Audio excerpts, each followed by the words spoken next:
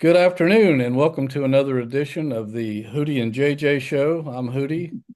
JJ is Jeff Jones, former UVA player and coach and veteran coach in college basketball. We have a special guest today, as we have had a bunch of special guests in the last few weeks. None other than one of JJ's former teammates, a guy that I've always really loved watching play and coach and just uh, being a good guy in general. And we're talking about Ricky Stokes, one of the Blitz Brothers, right? From back in the day. Ricky is now Associate Commissioner of Men's Basketball in the Mid-American Conference, and busy time of the year for him. He's probably all over the place, but welcome, Ricky. We appreciate you taking time out of your schedule to join the show. Well, Jerry and Jeff, thanks for having me. And as I've often stated, when you guys get down to me being on the show, it's a very slow week. So I appreciate I appreciate you guys doing your slow week to have me on. Well, I don't know what that says about guys that are going to be following you in the weeks ahead. They must be way down on the bottom. No, I'm just kidding. Love to have you, and I'm sure JJ feels the same. Uh, Jeff, you and Ricky were teammates for a while, and what do you remember most about his game and how he contributed to some of the greatest days in Virginia basketball history? Well, I can remember going back to the year before Ricky and Othell came in, and I loved playing as many minutes as I possibly could. But at times that year, with a bad knee that needed surgery immediately after the season, that I kind of got pushed to the limits. And when Othell and Ricky came in, they gave us great depth, but also an element that we didn't have with the way our team was comprised the year before, and that was the quickness and speed. And they allowed us to do different things and better things in right off the bat in their freshman year. And that speed and quickness gave us another gear to go to. We could play more up tempo than we had been able to, and we were just a more complete team. Both of them, had their own strengths and whatever. But the thing that Ricky did, he created havoc before Shaka Smart trademarked that or registered that word or that phrase. That's what Ricky did. He went out there and it made it easier on all of us, but especially for him. Having Ralph back there to protect the rim, Ricky could go around and he just harassed ball handlers, and people had to be careful, because if they didn't pay attention, if they didn't know where Ricky was, he was going to steal the ball, and we would be going very quickly to the other end. Yeah, I remember those days well. And Ricky, does what Ryan Odom is doing with this year's team with Chance Mallory and a couple of guys out front, they're not putting their idea of the press, full court press is not the same as yours was. You guys were attacking and looking to steal the ball. They're just trying to milk the clock a little bit, but uh, still, does it remind you at all of what you guys were doing? Because now, you had Ralph Sampson back there. They have a couple of big guys back in the middle in case they get beat off the dribble or something. Yeah, Jerry and Jeff was absolutely right. We had so many, you had Ralph, but you also had Craig Robinson, who's six Yeah. nine. You had Ken Nealon, 6'8". And one thing, Othell and I, whenever we would play in the summer or at the rec or slaughter, whatever, we always played on the same team. So we never, and so we really had a great feel for what each other were doing, Jerry. So just turning the guy, knowing the other guy, and there was no rules or regulations. It was kind of, I knew I was going to play 5 minutes. So you couldn't make too many mistakes in 5 minutes, but I did. And but it was nice having the flexibility, and JJ was one of the all-time steals leaders. So we just had a lot of guys with great anticipation and played together, and just played as hard as you can for 3 or 4 minutes, and I knew I was coming out. So it was kind of nice. Yeah, absolutely. You have any updates on Othell? Some of our readers have written in the last couple of weeks, just wondering where he is these days. Yeah, and thanks to JJ, the last Final Four, JJ has invites all of his coaching tree and friends to a steak dinner at the Final Four last year, and it was in San Antonio. And Othell lives with his wife in San Antonio, Okay, so he works for Amazon, is doing very well, and it was great to see him, and great to bring back a lot of great memories. that's cool. We wish him well. Uh, JJ, I mean, those were some special times in Virginia basketball. You guys, I know Ricky was, well, I guess both of you were in the NCAA tournament every year of your career. You might have been, were you on the team, JJ, that was in the NIT your first Yeah, year? I only made the NCAA tournament twice. Twice, okay. My first year was in the NIT. We lost at Alabama in the second round, maybe. Mule, what was his name? Reggie King. He scored 43 against us. Oh, wow. So we lost that one. And then my second year, we won the NIT, and that was Ralph's first year.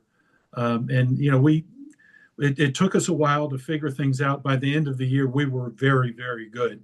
And winning the NIT, was a good way to finalize and give us some momentum, going into the next year. Obviously, the next year, 81, we got off to a great start, won a bunch of games, had a long winning streak, and ultimately made it to the Final Four. And that was the team, Ricky and Othell's first year. But only two of the years was I in the NCAA tournament. And Ricky, you were in it 4 straight years. That's got to be a great feeling to look back on that. Playing with Ralph and all these other guys made it really easy. But I often said I got to tease JJ. JJ talked more smack than anybody. You wouldn't think about it, Jerry, than anybody on our team. So he I didn't backed know it up. that. I didn't know he was that much of a You trash can't talker. guard me. You're done. No, he was brutal. He was brutal. So, I don't necessarily remember it. I'm not going to deny it, but yeah. those was us he was abusing to remember. So all the one-on-one drill, we used to have so many drills, one-on-one defensive drills. And as I was a freshman, all of these guys were big. Jeff Jones, Jeff Lamb, Lee Ray. I mean, you had to be 6'4", 6'5", and above.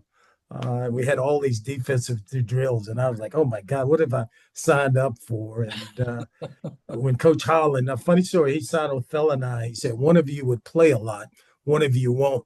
The first day I saw Othell play, Jerry, I quickly knew who was going to play a lot and who wasn't going to play. So he was really, really good. And I know Jeff and I often said he's often understated and underappreciated. I think how good he was. Oh, there's no question about that. The Virginia fans, I'm sure they do like we do when we all get together, Ricky. They talk about the best, Virginia this or that.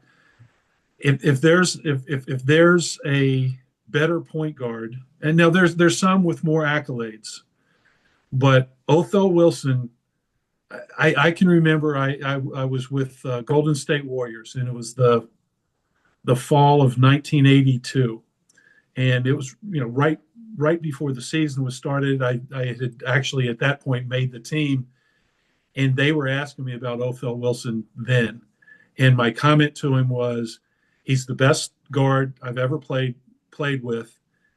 He's much better than me, and he was just really, really good. There were so many things that he could do. He was athletic. He handled the ball. We didn't have the 3-point shot, so he didn't have to. Nobody really shot the 3-point, from that deep back then. He was a great layup shooter, the way that Ricky was, and people say, well, what does that mean? I mean, layups for smaller guys especially. That's a skill that gets very underrated, because you can't just go in there and shoot a normal layup. If you do, it's going to get blocked. So Othell and Ricky were able to use their bodies and contort their bodies and spin the ball and do everything. They were very good at going in there into the trees, if you will, and being able to be successful. Yeah, you're right. And just hearing stories, well, having covered Othell and you guys, but having heard a lot of story behind the scenes stories since then over the years, I don't know if anybody ever quite understood what a nasty defender Othell was. Uh, you just didn't want that guy on your grill, right? He certainly didn't. So if you're going to war, he would definitely be one of the guys I would go to war with. So Somebody told me that when you guys upset Syracuse that year in the NCAA tournament, that Pearl Washington was so frustrated with Othell taking his cheese, so to speak, that he either purposely fouled out or asked to come out of the game or something like that. That I can imagine that might be true. well, there was a lot of talk about Syracuse and Pearl Washington. So we were looking forward for that game. So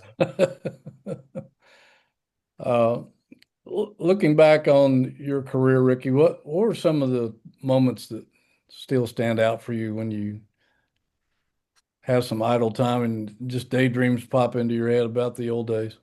I think the Georgetown game probably stands out more than anything.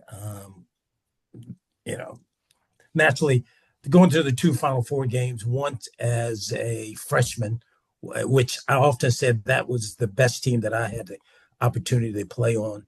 1981 Final Four, Jeff Lamb, Lee Raker, Othell, Ralph, Craig Robinson, Gates. I mean that team was loaded. I mean that team had, and the other teams I played on were loaded as well. But we sit around and talk about this all the time. But going back to your question, Georgetown game, just because the enormity of having two great centers, two gladiators going at each other, Georgetown mystique, so to speak, Cap Center, the electricity. I mean, it was all that it lived up to be.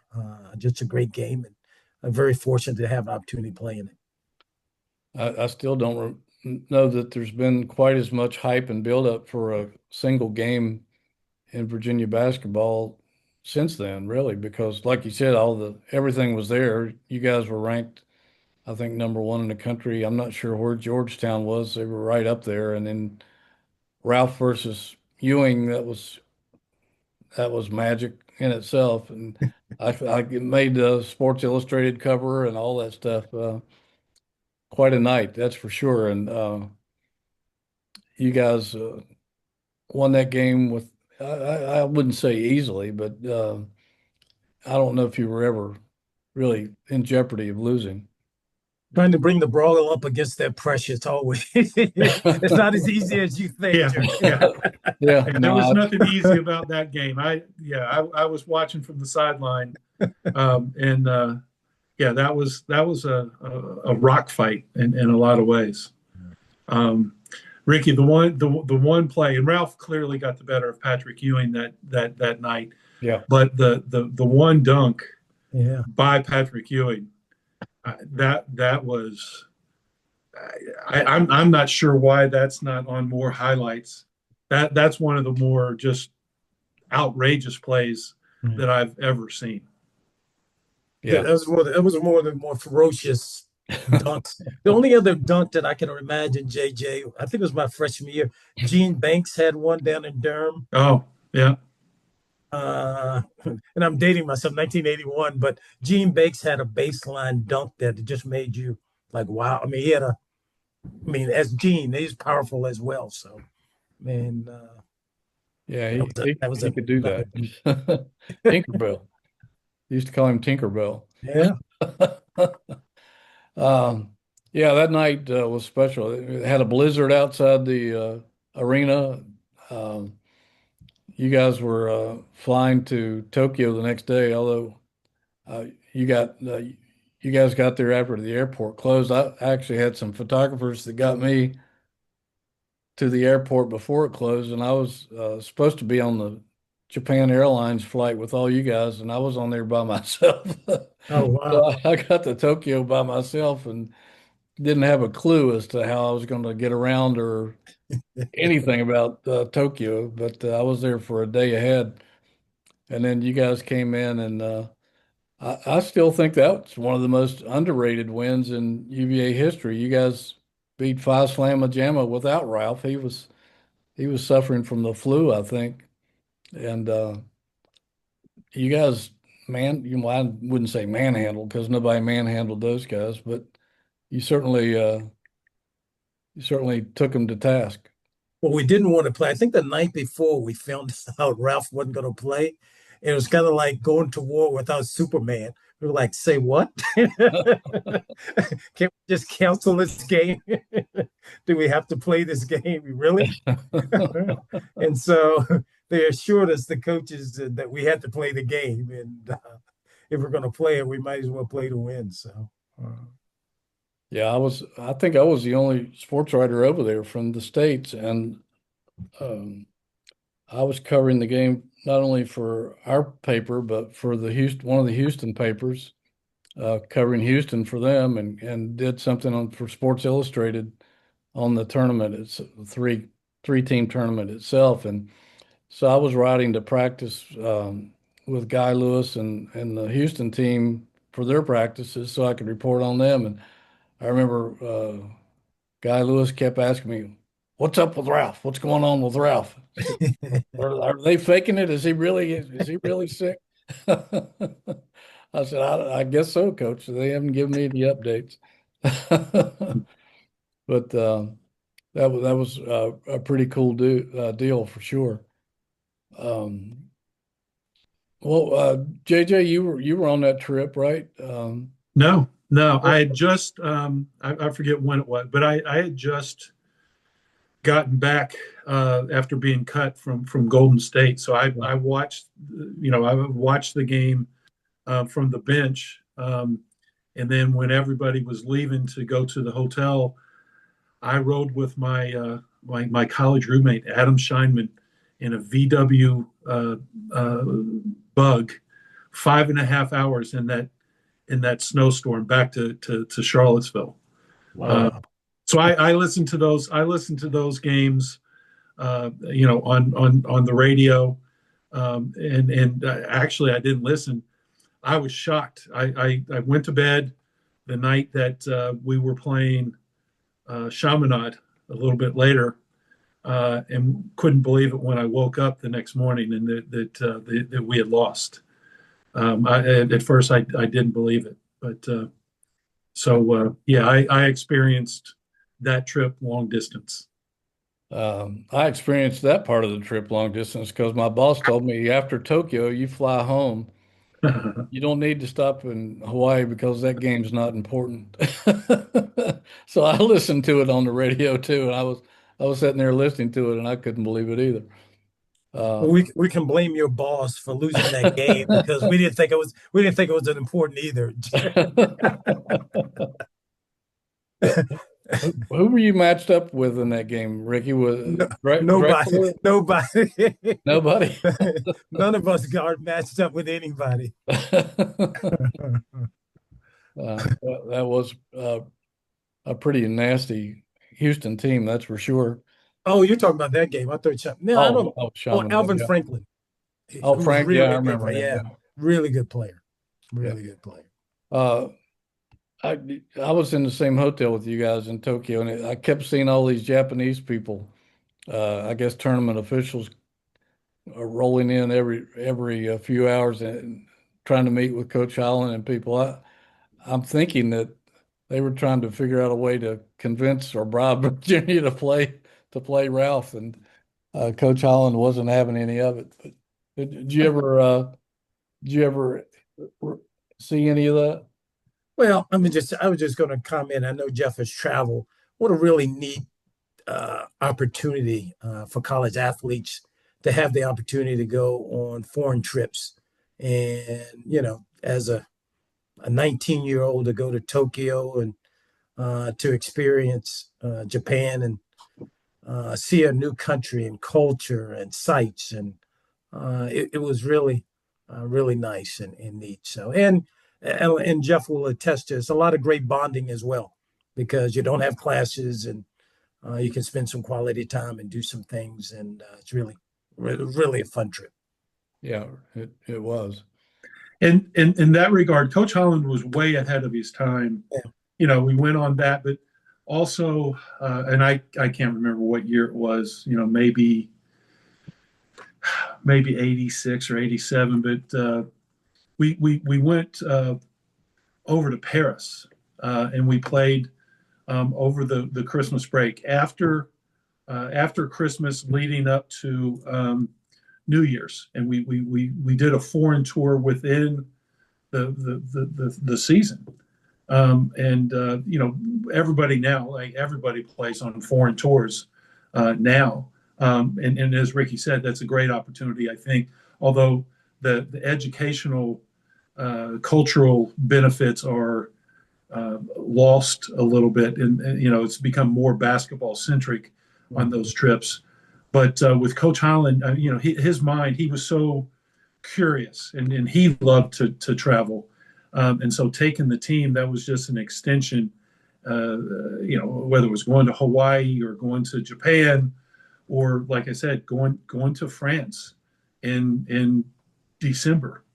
You know, just great opportunities, and now kind of, you know, it's almost become a cliche, you know, to do foreign travel, but it's a great opportunity for young men, you know, that quite often, you know, haven't ever been outside of the United States. Yeah, no question about it. I think even, excuse me, even this year, Virginia's football team, when they traveled to Cal, a lot of the players had never even been to California. So going international is even a bigger deal for sure. Well, so, hey, speaking of that, how about Virginia and NC State football next year, Brazil? Yeah, that's mind-boggling. I saw it, and I immediately called my buddy Boo Corrigan down at NC State, and I said that must be a, you know, that must be a pretty good payout for everybody if you guys are going down there. And I asked him if he was, you know, the AD, I'm sure, has to go down and do a site trip, you know, ahead of time. So you know, I'm sure that's really rough for the Boo and Carla Williams. Yeah, nice little side vacation there. I've heard through the grapevine, by the way, $3 million payday. So for each team. So that's I think that's like double what they would make if they had a home sellout here, because since Virginia's giving up a home game. Yeah. But yeah, nice payday for sure. Since we're talking a little bit about Coach Holland, both you guys are in his coaching tree. Ricky having coached at East Carolina and Virginia Tech, and you coaching at Virginia and American and Old Dominion, and both being assistants elsewhere. What did you guys take away from your days under Terry that helped you in maybe some tough times or challenging times or big games or certain situations in your coaching career? Ricky, you want to go first, or? I'll let Jeff. He's the older statesman. Okay, Jeff, you go first. You know, when Dave Odom was on with us a few weeks ago, you know, we talked about those meetings, with Coach Holland, and I think just the importance of and I wasn't a big meeting person, but the importance of the staff, you know, the interaction between the staff, you know, I thought was important. You know, that was Coach Holland's way of doing things, and so that always kind of was a part, you know, just to talk things through, not to make decisions in a vacuum. And you know, Coach Holland always was trying to build consensus, you know, even though he was the one that had to make the ultimate decision. But I think more than anything, was when we played, maybe we didn't notice it as much, but as an assistant coach, we taught the game, right? And we learned how to teach. I had great mentors in Dave Odom and and Coach Holland and Larinaga, but you learned how to teach the game. And I know that Dave Odom did that at Wake Forest, and Ricky was a longtime assistant there before making the step up to the top spot. Mm-hmm. And I think, if anything, hopefully people would say that about our teams at Virginia, American, and Old Dominion, that we taught the game. We taught the game the right way. And I know that that's what we did at Virginia. Okay, Ricky. Yeah, I mean, just to expound on what Jeff said, and I thought really communication and understanding roles were two of the pillars that I think expounded Coach Holland. Man, he was a very good communicator. You knew what was expected. You had to play defense. You had to play within the system. You had to be a good teammate. I think he was really good at. Everyone had a role, and I think he really defined the role, and you knew your role. And to me, as a player, you just worked as hard as you could, and let see if you were good enough to get on the floor, because it was really good players. I mean, I can't. The days of kids leaving early. I mean, guys stayed. I mean, Ralph Sampson stayed 4 years. So, he, as great a player as Ralph, he got better every year. And I think today's you're seeing, kids play 1 or 2 years, but then they go on to professionals, which everybody wants to do, and honing their craft further. But it was really nice having the opportunity to staying and building relationships and seeing guys grow and work on their game. And some guys that are turned professional after 2 years now, some of them are coming back to college. Yeah. Oh, it's just wacky. Ricky, I'm curious. Obviously, I mentioned you being at Wake Forest with Dave. Did you see, and not so much as a player, because they had their distinct styles, but did you see any similarities in Tim Duncan's career and Ralph's in terms of the development and improvement?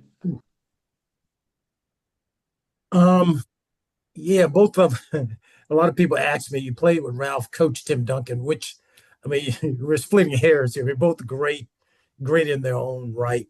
I don't know.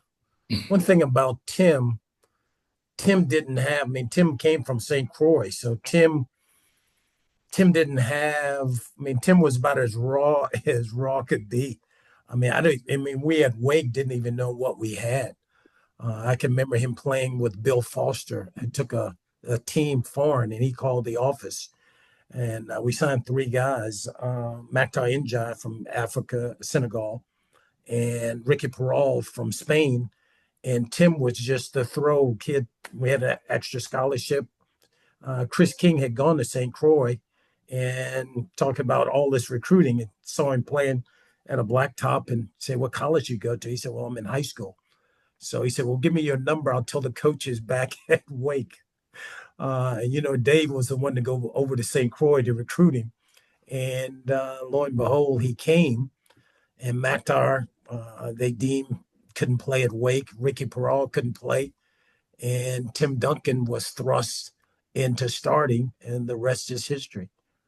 If you go back, his first college game, we go up to Alaska, Great Alaskan Shootout. He doesn't score, and I think he fouled out. And we're scratching our heads like, "Oh my God, will this kid ever turn out to be something?"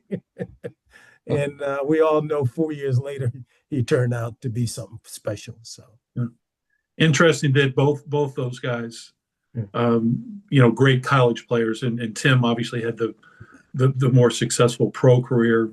Ralph got hurt, all that stuff, but that they both stayed 4 years and continued to develop. Mm-hmm. I think that's when you look at the space of college basketball today, I mean, it's just something you don't see, at any position. But for big guys, they're a little bit more gradual in improvement oftentimes. So.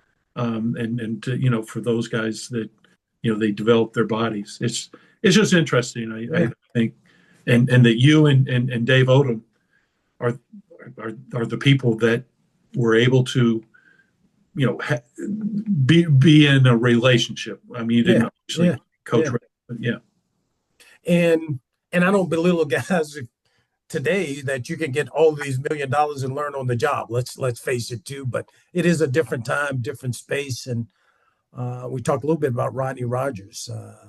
He was the first guy to really revitalize Wake Forest program. And Rodney's going to go till Rodney just passed a week ago, and his funeral is this Saturday. But he's the guy that when we played against Wake, they always had a big guy, Rod Griffin. I'm forgetting Elvis Rogers. Elvis Rogers. So I'll never forget our first year at Wake. I don't know who's beating us. We weren't very good in 1989. We were last. And it might have been Duke or North Carolina. And I think we're losing easy by 30 at half. And everyone knows Dave. Dave comes into the locker room, claps the hand to the team. Hey, good job. Settle down. Get some water. And on our staff that year was Jerry Wainwright, Larry Davis, and Frank Haith was our GA. So he pulls us up into the shower locker room where the coach is, where we visit. Very calmly, he says, I don't care if I see you guys another day in practice. I want you to show up for games. But there's nothing that can be done with this shit. Well, not quite like that, but I got the point. And that year, Rodney Rogers, I'll never forget, Rodney was from Durham and had some work to do academically, so was not recruited to his level. Bob Givens, he's probably out of 100, he was 95 or 96. And finding Rodney, but really giving him the blueprint of all the things you needed to do to make it. And I'll never forget, one of the greatest joys that I would tell both of you guys is he got it on the last test score. And it's back when coaches could call their SAT, and I got his score. And one of the greatest joys is calling him, telling him that he's qualified. Yeah. The celebration of his family that he made the test score and just changed the trajectory of I'll never forget when I went into the office and tell everybody we stopped we shut our computers. I guess we had computers or the phone down. We went out to the Village Tavern and celebrate for the rest of the evening because we knew he had the chance to be, and he was ACC Rookie of the Year, National Freshman of the Year, and the rest is history, man. Just a great kid. I mean, just with a tragic injury after his NBA playing career. So, yeah, I know Virginia fans remember him well, and I'm sure all ACC fans send out their sympathy to the family. That he was a great dude, that's for sure. Yeah. Speaking of Wake Forest and in the presence of two terrific point guards here in the show, Muggsy Bogues. What was your relationship with Muggsy? You know what? We played in an area you didn't really speak to other guys on the other team. I mean, he was a great player.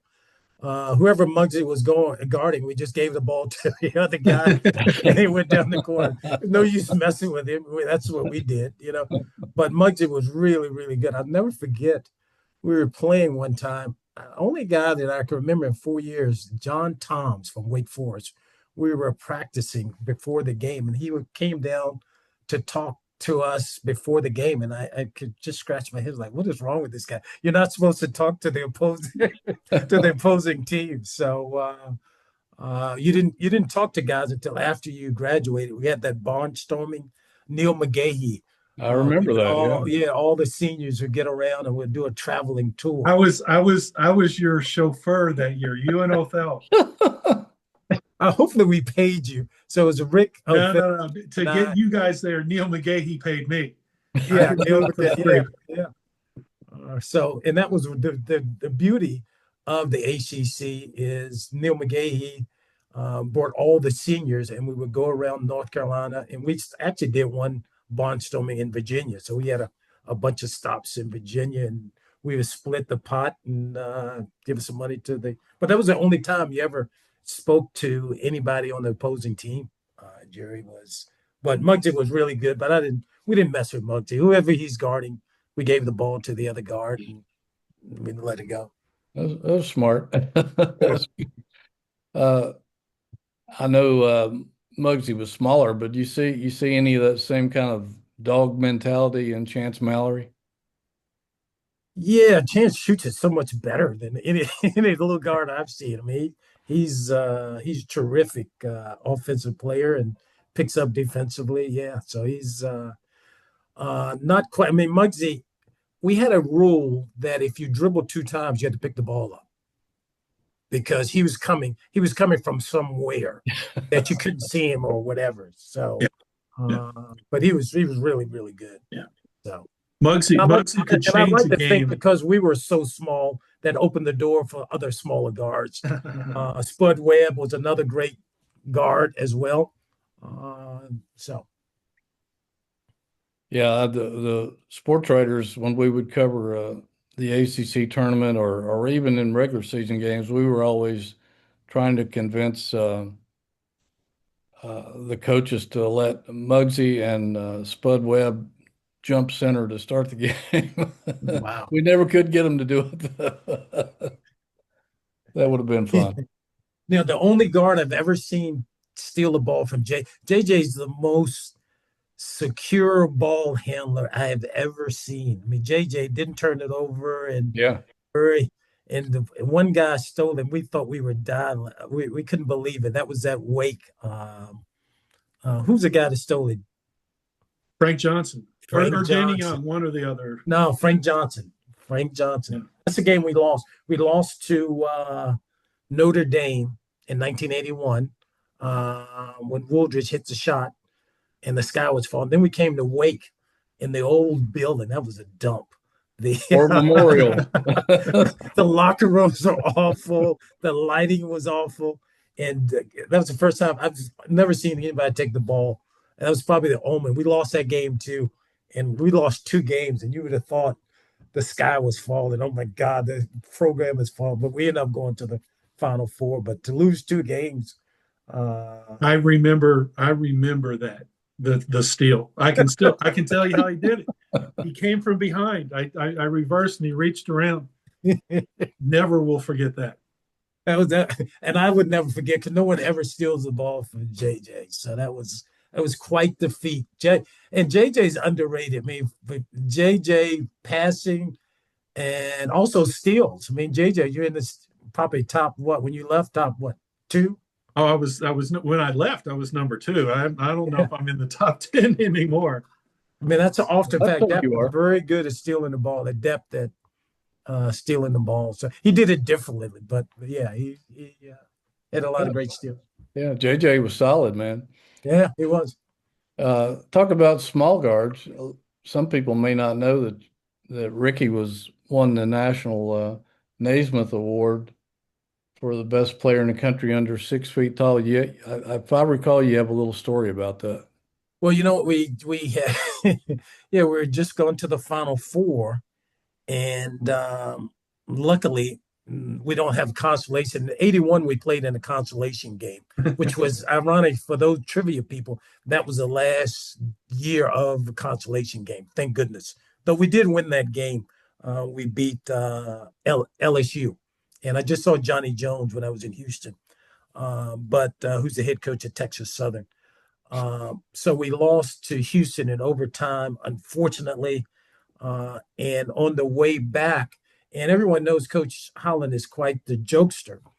And I had never heard of this award. And he came, we were on the plane headed back from Seattle, coming from the Final Four. And he said, "Hey, just been notified you won this award, Francis Pomeroy Naismith Award." And I said, "Yeah, right. What award did I win?" He said, "No, it's the best. It's the best player under 6 feet tall." And why did the guys hear that? They said, "Oh yeah, you'll get half a trophy." And but I got ribbed for the trip home about the best player, and it was only two other guys under 6 feet that year to qualify for the award. So there was a lot of ribbing, but I didn't know for award. But a lot of good guys have won that award since then, and I was lucky enough. But one of the neat things, you do get to go to the Hall of Fame during the induction of I don't forgot who was inducted, but it was like Sam Jones and John Havlicek and some guys. So it's kind of neat. I can imagine how cool that was. What was the toughest matchup that you guys ever had playing at Virginia? For me, I mean, we could both probably say Al Wood, because that year we talked about it with Lamp and Raker when they were on, but Al Wood, averaged over 30 points a game against us. But that wasn't a natural matchup for me. The one who was a guard that was the best player I played against head to head was Frank Johnson at Wake Forest. He was, he was fast. He was strong.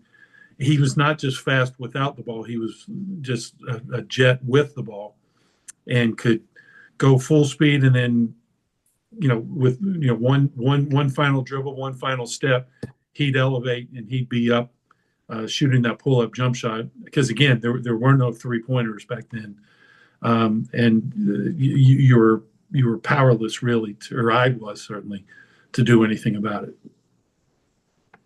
I was going to say the same. Ironically, I was going to say the same guy. And like I said, Jerry, I only played a little with these guys. Jeff started and played, so I was like the third or fourth point guard. So I didn't have to play that long and that many minutes. But Frank, for those reasons, I mean, he could go from 0 to 60, but he also can stop at a dime and elevate. So as quickly as you were running backwards, you also had to retreat and try to jump up, and you were always late.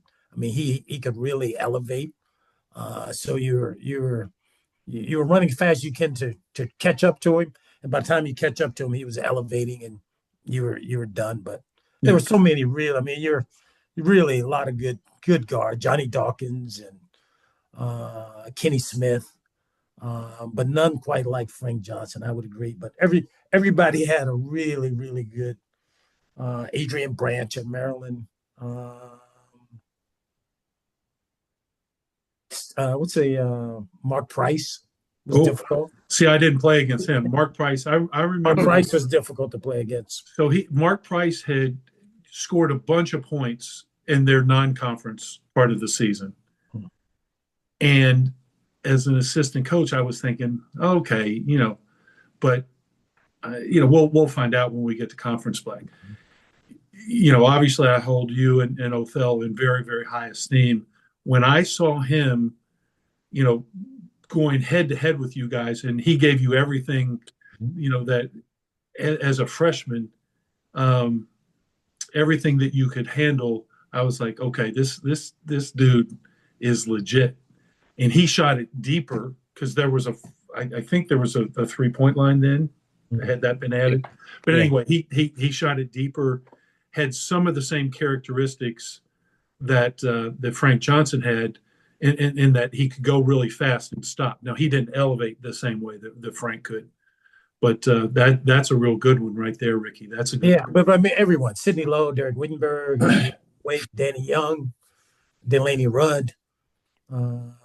Everyone just had. I like to think somebody's only said, "Hey, Jeff Jones and Lee Raker." Yeah, they were the best guys. Someone's sitting somewhere saying those two guys. And we didn't even mention Michael Jordan. No, he was just a freshman then, right? Speaking of which, I remember Coach Holland got upset with something I wrote one time Might have Only been once? I was gonna say. probably more than once, but one in particular, he called me into the office and it had something to do with Carolina. I can't remember what it was, but he said, "You just don't understand. This is war with North Carolina," and he was serious too. And what was it like going up against those Carolina teams and Dean Smith? I mean, they had the national reputation, they had the history, they had.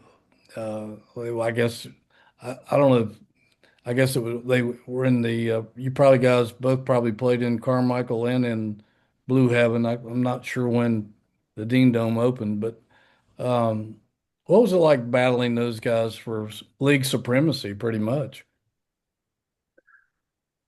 You know, it really was. I mean, I think when we were in school, uh, Carolina and ourselves, we weren't just 1 and 2 in the ACC. For a lot of the time, we were 1 and 2 in the country. Yeah, And so it as if it wasn't a big rivalry already, right?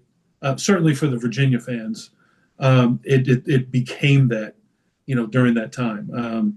And they were some great games, some great battles. I still say the game, the slowdown game in 82 in the ACC championship, #1 and #2 in the country. That was the best, the highest level game. How about that? That's probably the best way that I remember playing in. And when both teams were playing at just a really high competitive level. And so the teams respected one another. I think everybody would say, Ricky, but and it wasn't that you hated those guys, but there was respect there, but it was also you knew that this it was big boy basketball. You better bring your A game or it wasn't going to work. And we had some great battles during that time. So it was a lot of fun. I think it elevated everybody's play. Well, Jerry, it's so funny you mentioned that. My daughter found this somewhere, and this is the greatest game that I thought. Oh wow, yeah. The 1981 game in Chapel Hill. I covered that game. So it's 80-79 in overtime.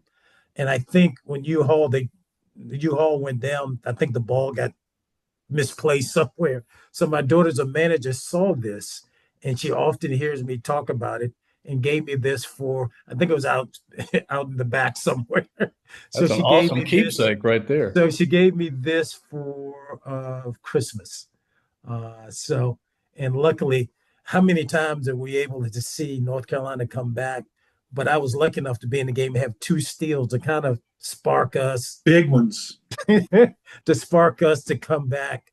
And one of the great memories is coming back after that victory. And how many times Carolina's come back on us, but for us to come back in Chapel Hill and to have all the students and people come to the airport. That was before security and everything. People were just on the tarmac. And that was another great memory, 1981 winning at North Carolina. So weren't you guys down 16 points in that game? 16 or 17. I can't remember. Yeah, I think that's right. And then when we beat them in Charlottesville in University Hall that same year, I think we were down double digits, maybe not that much, 11 maybe. Yeah. We came back. So we came back from being down double digits twice that year in the regular season to beat them. And it's really rare to beat back in those days to beat Carolina in Chapel Hill. I mean, that hardly anybody ever did that. That was how many great players did they? Just to think of all the great players we had, but they had, Worthy and Perkins and Jordan. And Doherty and Kenny Smith, and they were Kenny Smith that year. Right? Yeah. So great rivalry. Yeah. And that Carmichael was a tough place to play. We had great venues. Reynolds was a great place to play. I think Carmichael and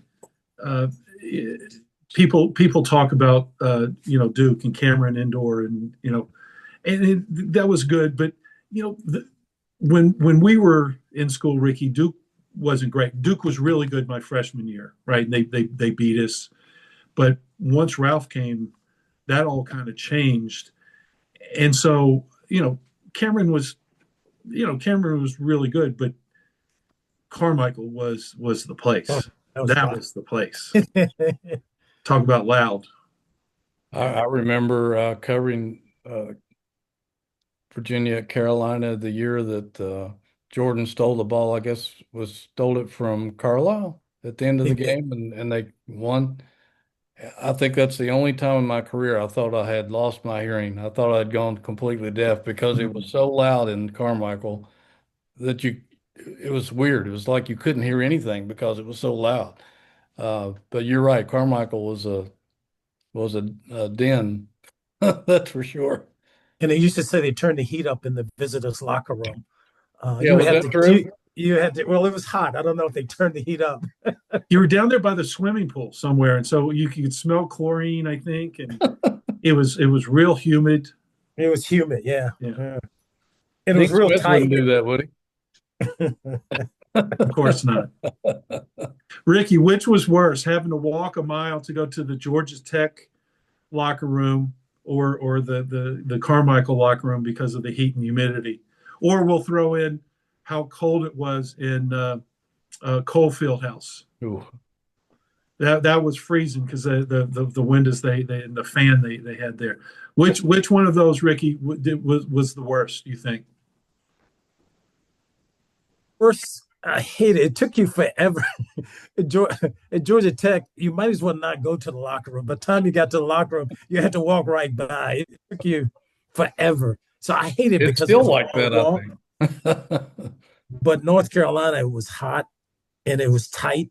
I mean, I would think we have to take turns changing. And Cofield was, not a fan of their fans. So I didn't like that place either. But NC State, I used to like when they turned the lights out and they did the Wolfpack howl. I didn't like Wake. Clemson was hot. Clemson was a interesting place to play. NC State, I think I learned there, and this was when I was coaching, and we'd had success. Like we beat them a bunch of times in a row.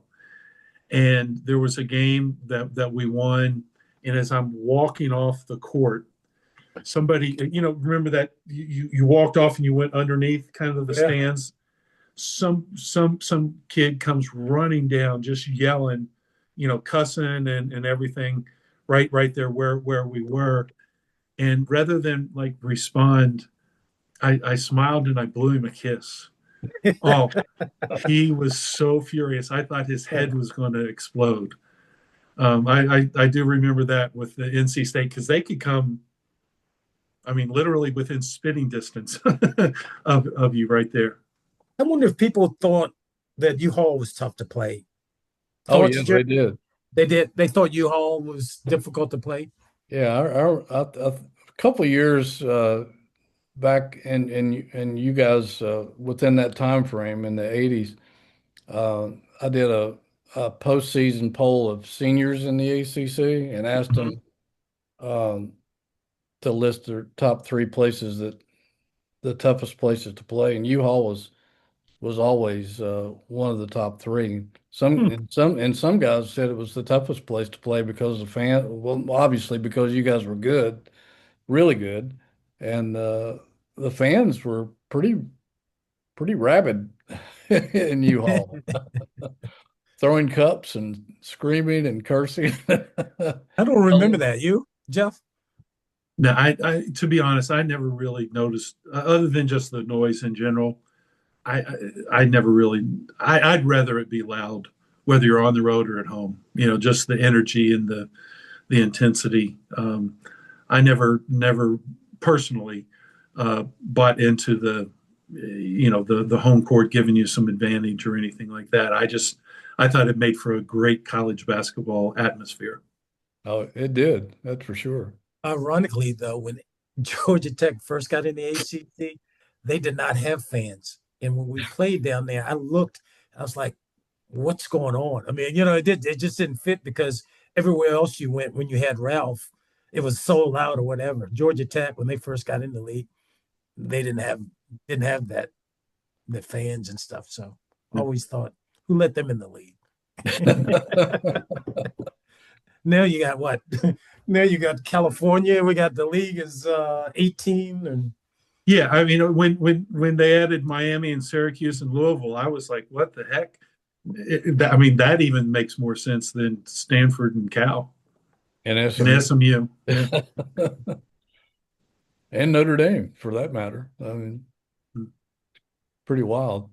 in essence, I kind of miss playing people twice. Going to their building and them coming back to your building. So I guess we're just old, Jerry. Yeah, I am for sure. No question about that. But something's lost. Some seems a little lost but the state of college athletics. Yeah, it just seemed like a more unique experience back in those days because you knew it's going to be home and home with everybody in the league, and most of the players stuck around for 4 years, and everybody had great rosters, and the fans and writers and everybody became so familiar with one another. Now, I don't know if fans could name the many starters for more than half the teams in the ACC. I mean, it's Sure, Jerry. I bet you there's Virginia fans that can't name the roster of Virginia. You're probably. I know you're right. They'll get there eventually. Yeah, but I definitely think I would guess that they can't spell the names of the guys. I'm still trying to make sure I got Ugana Onyenso and Tessa's name right, spelled right, and I have to stop sometimes and look. But and it's interesting now when you say where a player's from. Are you talking about his home team, or are you talking about where was he the last college he's from? Because everybody's coming from a different. Usually, yeah. I mean, of this year's team, there's only Virginia's team. There's only one player that was on the team last year, right? Gertrude. Yeah, Gertrude and Carter Lang. And Carl Lang too. Yeah. But yeah, that's it. And I can't imagine what it was like for Ryan and his staff just trying to get to know these guys and their strengths and weaknesses, and especially I don't think I know DeRitter and Grunlow came in way after everybody else did. So then I guess you had to readjust again in your unofficial practice sessions, I guess, just to get to know these guys. Yeah. So going forward, I mean, this is, I think, a very real issue because those two guys weren't able to get here, at least in part, because of difficulties getting their visas. Yeah. With all these kids across the country now, it's even more coming from European and foreign countries. I wonder with the way our immigration system is going now, is that going to be a stumbling block? Getting kids in, wherever they're coming from, before the academic year starts. Who knows? I mean, maybe there might be an end around, but that's a unique issue. I think that it's an unintended consequence of all these guys now because of the NIL and the revenue sharing. They're coming from overseas because now they can make more money here than they can in the European leagues. That's a great point. Yeah. And Jerry, you make a good point. I mean, kudos to Ryan and his staff. I mean, for 13 or new guys. And one of the nice things about the NCAA legislation, they can work with the kids almost all year long. So you got the summer, and they got limited instruction. But I can remember when Jeff and I had the opportunity to play, the last basketball dropped.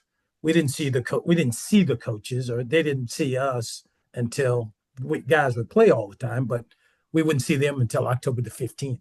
Wow. So times are different, and I think Ryan and his staff took the guys up to DC for a bonding experience. So there's a lot of opportunities that we didn't have these days that the NCAA is doing, that allowing coaches to have the opportunity to do. And I'm all for kids making money, man. NIL, I think it's been great. I wish we had NIL when we played. Jerry, we won't go into the details of our conversations, but along with Jimmy Miller and Dan Merrifield, we tried to evaluate our value, NIL value, amongst the four of us. That would have been nice. I gotta say, I would have driven a better car than that broken down Chevy Nova that had a rusted floorboard. I would have driven something other than that for sure. I pulled into the parking lot for a game recently, and I saw one of the Virginia players drive in a brand new, looked like right out of the showroom, bright blue Mercedes Jeep. Pretty nice. That sounds like when Ricky and Dave were together at Wake Forest. That sounds like the Wake Forest parking lot. I think guys rode bicycles to Joel Collins.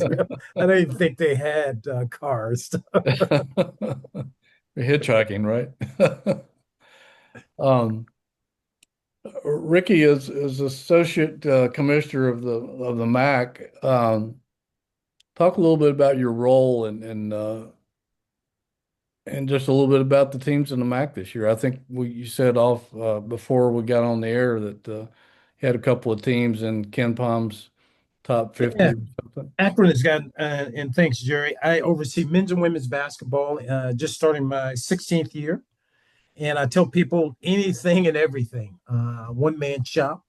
So I oversee the schedule, officials. So we have someone who does the schedule, Matt Park, Ordinal Sports Group. Mike Sanzier is our coordinator, longtime official, Final Four official. Patty Broderick on the women's side. So just any coordination, deal with coaches, athletic directors, presidents, anything and everything. So just kind of make sure the wheels go smoothly. We're also making decisions conference-wide.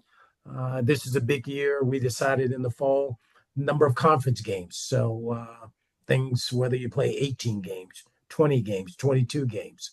So any decision conference-wise, we decide. Akron, I think we just looked there. Ken Palm was 45 or 50. Kent State is having a very good year. Buffalo, it's nice to see them. They're undefeated so far. They had struggled previous few years. Miami of Ohio is having off to a good start as well. On our women's side, it would be Ball State and UMass. We have 13 members this year. We just added UMass as a full member, and we're losing Northern Illinois next year. They're leaving our conference. Jerry, with my position on the NIT committee, I'll be having lots of conversations. The MAC's a great conference. Yeah, they're very fortunate to have Ricky with his expertise and experience. But we'll be talking, hopefully, unless they tell us to go fly a kite. We'll be talking to those guys a lot during the course of this year. Well, the smaller venues, probably not the post players. Typically in our MAC, we don't have post players above 6'8", 6'9", but and I will say this: most conferences, conference play is brutal in all of our conferences. Jeff will tell you, from the Colonial to he was in the Sun Belt. I mean, there's some really good coaches, really good rivalries, and really good players. So I got Jeff when he was at American in the Patriot as to the Sun Belt. Were you always Old Dominion always in the Sun Belt or prior Colonial? Conference USA, well, Colonial, then Conference USA, because we picked up football Football. years ago. But yeah, and we're the conference to play midweek football. When I say the MAC, and they rolls in their head, they say, "Oh yeah, midweek football, Tuesday night, Wednesday night." So That's right. Anytime you can get on TV, right? anytime you can get on TV. So,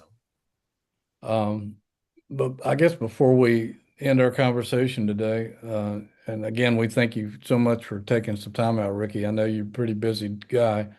Let's talk a little bit about this Virginia team coming off a huge, impressive win last night in Austin, Texas. Just blew out the Longhorns. Pretty impressive performance.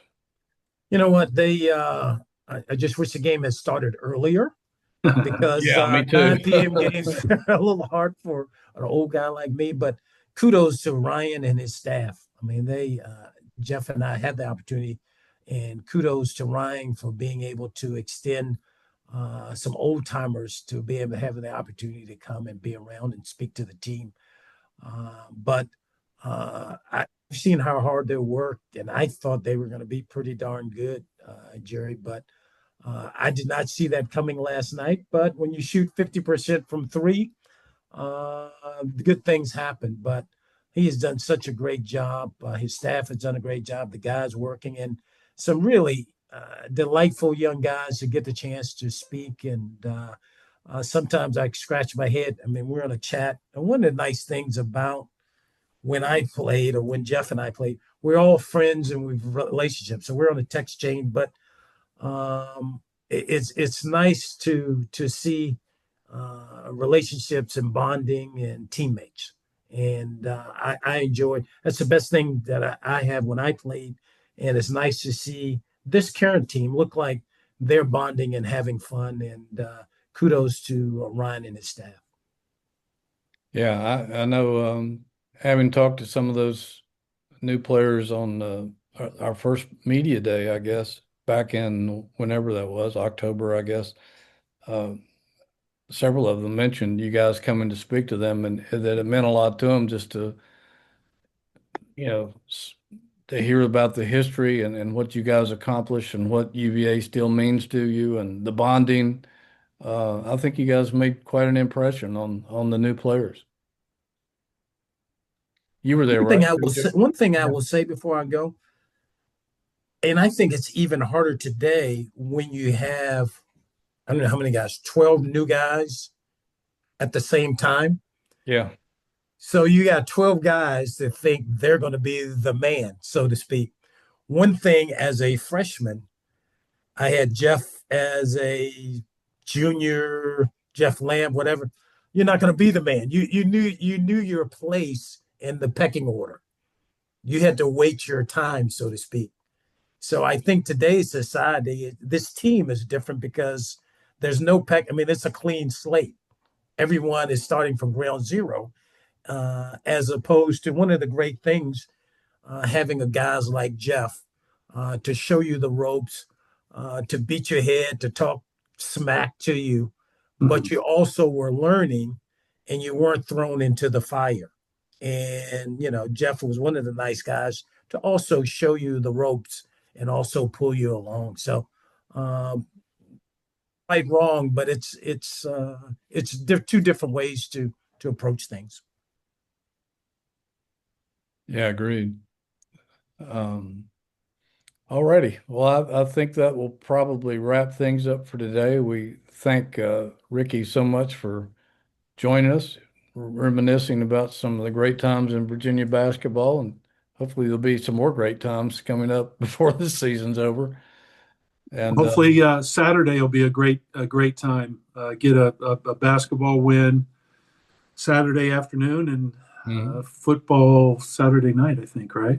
Yeah, Dayton at noon down at this. I don't know what they call the Coliseum down here. I should. I've been in it enough, but and then Duke in the ACC football championship game at 8 o'clock on ABC TV. So And if we don't mention Jimmy Miller and Dan Merrifield, we'll get abused on a text. So The Magic Man. what great players and good guys they are. Okay. That's right. Jimmy is the best on the radio. Right? We were teasing him last night. We just don't want to see his magic anymore. We've seen his magic too much. You know all of his tricks, right? And glad he's feeling better too as well. So maybe we can get him to perform a couple of his tricks on a fucher podcast, JJ. What do you think? Oh, no. Absolutely. No, we don't want to see any of his tricks. Not at all. Hey, thanks to both of you guys. I mean, both of you guys, and Jeff knows how I feel about him, having the opportunity to play with him, work for him. One of the true gentlemen and class guys, and I enjoy his friendship. And Jerry, I enjoy your friendship, and look forward to seeing you guys and talking to you in the next opportunity. Absolutely. And thank you guys for tuning in and watching us from whatever platform you're viewing or listening. We're on all of them. If you're watching on YouTube, hit that subscribe button, please. It helps us out, trying to build up a bigger audience every week, and which we are doing, thanks to your support. And you'll have better guests next time. Doesn't cost you anything to hit that subscribe button, and share it with your friends and let them know about our show. We're bringing back the great Virginia players of all time, and talking about just incredible stories from the Cavaliers' glorious past, and we'd love you to be part of it. So thank you, Godspeed, and we'll see you guys next week here on the Hootie and JJ Show. Thank you, guys. Thanks, Ricky. All right. Thank you.